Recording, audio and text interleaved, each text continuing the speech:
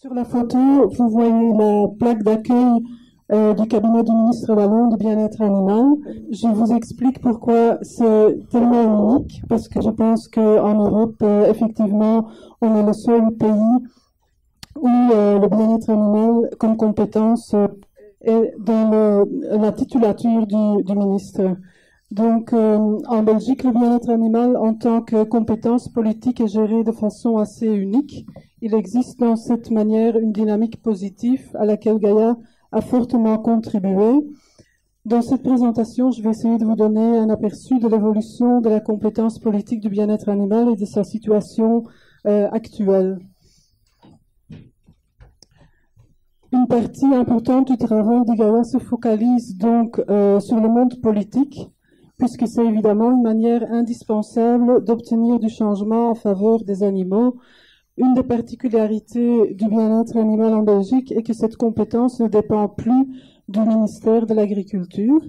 C'est une situation presque unique en Europe et qui est véritablement cruciale. Gaïa a beaucoup milité pour que le bien-être animal et l'agriculture soient séparés, et je vous expliquerai pourquoi tout à l'heure. Depuis les dernières élections fédérales, la Belgique compte 3 ministres chargés du bien-être animal. Pourquoi 3? Parce qu'il y a 3 régions qui disposent chacune de leur propre gouvernement et de leur propre parlement. Il s'agit de la région wallonne, de la région flamande et de la région de Bruxelles-Capitale. Sur les photos, vous voyez les rencontres organisées entre Gaïa et les 3 ministres peu après leur nomination suite aux élections. Comment on est arrivé à cette situation? Ça n'a pas toujours été comme ça, évidemment. Après les élections 2014, le bien-être animal était une compétence fédérale, c'est-à-dire nationale. Donc, comme c'est actuellement le cas en France, les décisions et les lois concernant les animaux étaient prises par un seul ministre, un seul gouvernement et un seul parlement au niveau national. Mais plusieurs partis politiques ont demandé qu'une série de compétences politiques soient régionalisées, c'est-à-dire qu'elles ne dépendent plus du fédéral, mais qu'elles soient gérées par chaque région sur leur territoire. En 2011, une réforme de l'État a donc été décidée. Parmi les compétences régionalisées figurait le bien-être animal. La régionalisation est effective depuis l'année dernière et désormais, donc, les 3 régions ont chacun leur ministre. Mais ça ne se fait pas tout seul, évidemment. Gaïa a mené des campagnes actives pour parvenir à une vraie prise en compte de cette compétence par le politique. À la création de Gaïa en 1992, on dit 92 ici, oui. Le bien-être animal dépendait du ministère de l'Agriculture, comme c'est toujours le cas dans la majorité des pays de l'Union européenne. Dès nos débuts, nous avons demandé que ces 2 domaines soient scindés. Pourquoi? Parce que cela nous pose un problème de conflit d'intérêts, évidemment. Les intérêts du monde agricole, dont fait partie l'élevage, sont des intérêts financiers et de rentabilité. Par essence, ils vont à l'encontre des normes plus strictes de bien-être animal et a fortiori de l'interdiction de formes d'élevage pour la fourrure, par exemple. Et dans le fond, les intérêts agricoles pèsent toujours plus lourd que les intérêts des animaux. En 1999, un transfert de compétences a eu lieu. Grâce à un travail de pression, Gaïa est parvenue à convaincre la classe politique de transférer le bien-être animal sous le ministère de la Santé publique. Cette compétence a donc échappé au ministre de l'Agriculture pour la première fois. Dès ce moment, une nouvelle dynamique s'est mise en place et nous avons pu obtenir bien plus de résultats en faveur des animaux. À titre d'exemple, Gaïa est rentrée dans le Conseil du bien-être des animaux, mais Jean-Marc vous expliquera, vous donnera les détails plus tard dans son discours comment fonctionne ce Conseil du bien-être des animaux. Nous avons pu donc participer au groupe de travail sur différentes thématiques et plaider pour d'avancées concrètes pour les animaux. Parmi les résultats importants que nous avons obtenus, On peut évidemment citer l'interdiction des cirques avec animaux sauvages qui a été adoptée en 2013 après des années de campagne intensive. Mais c'est évidemment pas le seul résultat. Nous avons aussi obtenu une interdiction de tests des produits de tabac, par exemple, sur les animaux, des tests sur les grands singes, pour en citer que quelques-uns. Puis en 2011, quand le gouvernement en place a décidé de régionaliser la compétence du bien-être animal, Gaïa a relancé une campagne active avec deux objectifs prioritaires. Un, empêcher que le bien-être animal retombe sous le ministère de l'Agriculture, ce qui était un réel risque. Et deux, assurer la nomination d'un ministre du bien-être animal dans chaque région. En plus de cela, nous avons demandé que cette compétence du bien-être animal apparaisse explicitement dans la titulature des ministres et que ce ne soit donc plus une compétence résiduelle comme avant. Inscrire une compétence explicitement dans la titulature d'un ministère, ça change en effet beaucoup de choses. Ça signifie qu'une vraie politique sera menée à ce sujet, qui a un budget, qui a du personnel au cabinet, etc. Nous avons donc interrogé les différents partis politiques sur leur position concernant ces demandes de Gaïa. Nous avons aussi eu des réunions avec certains d'entre eux pour les convaincre de garder le bien-être animal et l'agriculture scindés.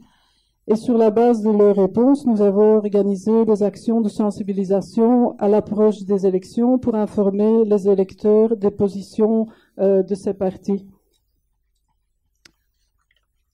Et nous avons fini par atteindre notre objectif. La Wallonie, la Flandre et Bruxelles comptent donc chacune un ministre chargé explicitement du bien-être des animaux.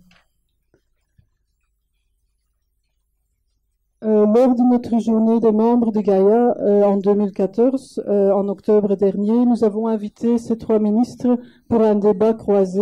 C'était un moment pour nous historique. Nous avons présenté nos objectifs pour la législature et nous avons laissé les ministres répondre. Nous pourrons ainsi évaluer le travail effectué en fin de législature. Maintenant, à part travailler sur le monde politique, évidemment, la sensibilisation des citoyens reste important, mais tout le monde le sait, changer les lois est un travail de très longue haleine et demande souvent énormément de temps et de patience. Et c'est pourquoi Gaïa agit aussi à d'autres niveaux. Sensibiliser les consommateurs et les citoyens est en effet indispensable pour avoir un impact sur le politique et amener du changement pour les animaux. Le comportement des consommateurs contribue également aux décisions prises par les entreprises, comme les supermarchés, aussi bien que par les politiques. L'impact est donc grand pour les animaux. Je vais vous montrer quelques exemples de campagnes d'affichage sur la fourrure, par exemple. Celle de droite est une affiche qui date des années 80 et que nous avons réutilisée puisqu'elle est toujours aussi parlante aujourd'hui. À droite, vous voyez un poster réalisé en collaboration avec Jean-Claude Van Damme, qui, pour ceux qui ne le savent pas, est belge, qui a accepté de poser pour notre campagne contre... Je le dis parce qu'il y a beaucoup de Français qui pensent qu'il est français, mais il est... En fait, il est wallon. Oui, mais il habite à Knock, en Flandre, à la côte flamande. Voici un autre exemple d'affiche de sensibilisation, c'est celle qui a été placardée dans les grandes gares ferroviaires en Belgique pour attirer l'attention des citoyens sur le fait que la fourrure se retrouve aussi à des endroits moins évidents, comme les cols ou les manches des manteaux. Donc elle dit un peu de fourrure, c'est déjà beaucoup trop. Dans la commune belge de Wervik, et je suis heureuse d'entendre que certains d'entre vous y étaient, à la frontière française, nous avons organisé une importante manifestation contre l'implantation d'un élevage de visons pour la fourrure. Il y avait environ 2000 personnes. Finalement, nous avons atteint notre objectif. La demande de permis a été refusée par les autorités. Et quand c'est bien, on le dit aussi, hein, donc on organise aussi des actions positives. Voici un bon exemple. En début d'année, le Parlement wallon a voté à l'unanimité l'interdiction de l'élevage d'animaux à fourrure en Wallonie. C'était d'ailleurs la première décision du gouvernement wallon en matière de bien-être animal. Nous avons donc organisé une action symbolique pour fêter cette nouvelle loi. C'était l'occasion de remettre un vison en chocolat au ministre Di Antonio, qui est à l'origine de la loi.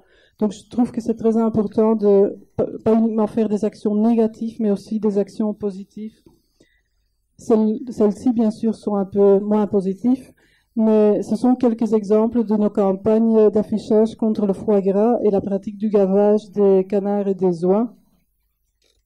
D'ailleurs, la fiche que vous voyez, foie gras bouffe de sadique, elle a été refusée dans les gares belges et suite à ce refus, on a eu plein de publicités gratuites en fait. Et à chaque fois que c'est possible, on essaie également de proposer des solutions et des alternatives et de ne pas uniquement dénoncer un problème. Voilà un bon exemple. Depuis plusieurs années, Gaïa commercialise une alternative entièrement végétale au foie gras, qui est le faux gras de Gaïa. C'est un produit qui est désormais vendu chaque année dans pratiquement tous les supermarchés belges en période de fête. L'année dernière, pas moins de 185 000 pots ont été vendus. Le faux gras a fait aussi son entrée en France puisqu'il est distribué par la boutique Un Monde Vegan. Mais cette année-ci, on espère être pour la première fois dans un supermarché en France aussi. Donc, dans la mesure du possible, on essaye de mesurer l'impact de nos campagnes. C'est le cas du foie gras, pour lequel on demande chaque année à l'Institut Ipsos de réaliser un sondage auprès des consommateurs afin d'évaluer si nos campagnes de sensibilisation ont un impact sur la consommation de foie gras. Et selon un de ces sondages, la consommation a diminué de 11% en Wallonie en 2012. Et il faut savoir que le foie gras est surtout mangé en Wallonie, en Flandre, beaucoup moins. Et les images que vous voyez ici sont tirées d'un spot télévisé que nous avons diffusé pendant les fêtes. On y voit donc des passants en rue être invités dans une salle pour y déguster un toast au foie gras et un verre de champagne. Évidemment, c'était pas du vrai foie gras, c'était du faux gras. Et lorsqu'ils prenaient le toast en main, une vidéo se lançait pour montrer la méthode de production du foie gras. Gaïa mène aussi des campagnes pour améliorer graduellement les conditions d'élevage des poules pondeuses. Plus concrètement, nous nous efforçons de mettre fin à l'élevage des poules en cage de batterie. C'est un très bon exemple du double but visé par nos campagnes. D'un côté, nous sensibilisons les consommateurs sur la provenance des œufs qu'ils achètent, et de l'autre côté, nous faisons pression sur les supermarchés et les marques pour qu'ils modifient leur politique d'achat. Donc avec les affiches que vous voyez ici, on fait les deux en fait.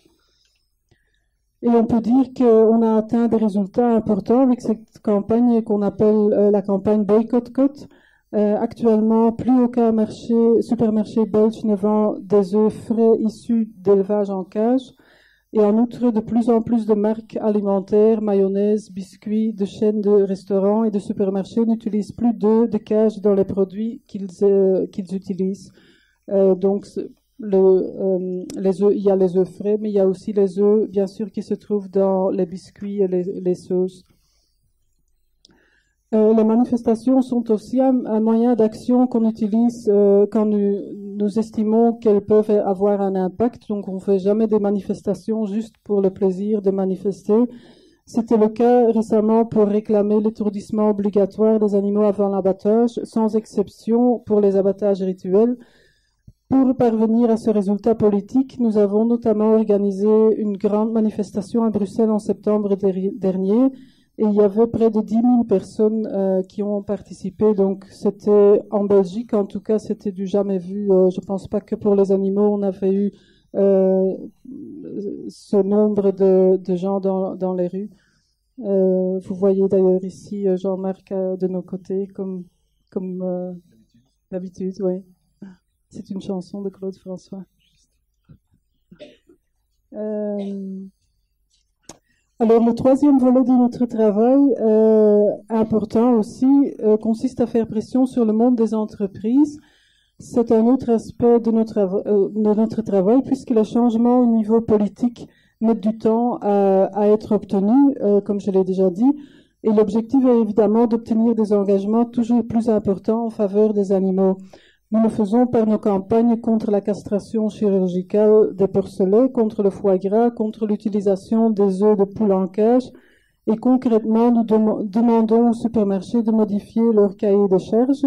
C'est un moyen efficace d'améliorer les conditions de vie de nombreux animaux plus rapidement qu'en passant par un changement de législation. C'est une stratégie qui se décline en deux parties. Premièrement, nous essayons de nous concerter avec les entreprises elles-mêmes pour les convaincre de répondre à nos demandes. Ensuite, si nécessaire, nous demandons à nos bénévoles, nos membres et tous nos sympathisants de relayer notre message pour les convaincre un peu plus. Donc, on lance des actions pour écrire. Et si nécessaire, on n'hésite pas non plus à mener des actions devant leur porte en bloquant l'entrée, enfin des actions symboliques non violentes, bien sûr. Pour revenir justement sur l'élevage des poules pondeuses, la stratégie de Gaïa s'est appliquée en plusieurs étapes. Gaïa a contribué à un accord en Belgique envisageant la fin de l'élevage des poules en cage d'ici 2024. Étant donné que la date butoir est trop loin, nous avons décidé de cibler les entreprises pour accélérer le processus. Donc, dans un premier temps, nous avons donc ciblé les œufs frais, tels qu'ils sont vendus dans les rayons de supermarchés. Et grâce à notre travail de pression, plus aucun supermarché belge ne vend désormais des œufs frais issus d'élevage de cage. Et puis la deuxième phase de cette campagne, celle-ci est donc actuellement en cours et elle cible donc les produits transformés comme les sauces, les pâtes, les biscuits. Par un effet domino, nous parvenons donc à convaincre régulièrement des entreprises comme on a fait avec Comea Casa, Lu, McDonald's en Belgique, Lidl, Soubry, enfin Leonidas, les pralines belges. En conclusion, on peut donc considérer que notre travail se décline en trois aspects. La pression sur le monde politique, la pression sur les entreprises comme les supermarchés et les marques, et la sensibilisation des consommateurs. La combinaison de ces différents aspects est très importante puisque chacun exerce une influence sur les autres également. Par exemple, une modification du comportement des consommateurs va avoir un impact direct sur l'offre des supermarchés et va faciliter un changement de loi également. Voilà. Merci beaucoup.